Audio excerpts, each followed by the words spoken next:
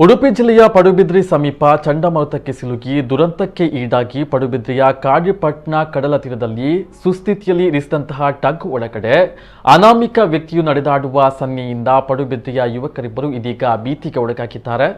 ಕಡಲ ಕಿನಾರೆಗೆ ಆಗಮಿಸುವಂತಹ ಜನ ಟಗ್ನ ಮುಂದೆ ನಿಂತು ಸೆಲ್ಫಿಯನ್ನ ತೆಗೆದು ಸಂಭ್ರಮಿಸ್ತಾ ಇರುವುದು ಹಾಗೂ ಛಾಯಾಗ್ರಾಹಕರು ಜೋಡಿಗಳ ಛಾಯಾಗ್ರಹಣ ಮಾಡ್ತಾ ಇರುವುದು ಈಗಿನ ದಿನಗಳಲ್ಲಿ ಸಾಮಾನ್ಯ. ಮಂಗಳವಾರ ಸಾಯಂಕಾಲ ಪಡುಬಿದ್ರಿಯ ಇಬ್ಬರು ಯುವಕರು ಟಗ್ಗೆ ಹೊರಗೆ ನಿಂತು ಮೊಬೈಲ್ನಲ್ಲಿ ಚಿತ್ರೀಕರಣವನ್ನ ಮಾಡ್ತಾ ಇದ್ರು. ಆ ಸಂದರ್ಭ ಟಗ್ನ ಒಳಗೆ ವ್ಯಕ್ತಿಯೊಬ್ಬನು ಚಲಿಸಿದಂತೆ ಭಾಸವಾಗಿದೆ.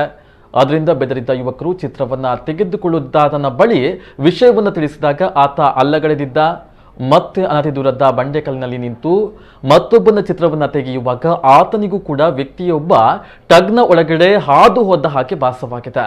ಯುವಕರಿಬ್ಬರು ಅದಕ್ಕೆ ಮೊದಲು ಟಗ್ನಿಂದ ದೂರದ ಸಮುದ್ರ ತೀರದಲ್ಲಿ ಮರಳಲ್ಲಿ ಸತ್ತು ಬಿದ್ದಿರುವ ಮೀನನ್ನ ಗಮನಿಸ್ತಾ ಇದ್ದಾಗ ಕೂಗಿ ಕರೀತಾ ಇದ್ದ ಶಬ್ದ ಕೇಳಿ ಬಂದಿದೆ ಎಂದು ಹೇಳಿದ್ದಾರೆ.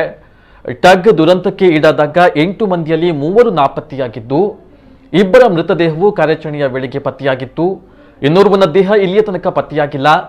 ಹೀಗಾಗಿ ಯುವಕರಲ್ಲಿ ಪ್ರೇತ ಕಡ್ದ ಶಂಕೆಯು ಹುಟ್ಟಿಕೊಂಡಿದೆ. ಟಗ್ ಮೇಲೆ ಹತ್ತದಂತೆ ಸೂಚನಾ ಫಲಕವನ್ನು ಅಳವಡಿಸಿದ್ರೂ ಲೆಕ್ಕಿಸದೆ ಕೆಲವರು ಹತ್ತುತ್ತಾ ಇದ್ದಾರೆ ಎನ್ನುವಂತಹ ಮಾಹಿತಿ ಲಭ್ಯವಾಗಿದೆ.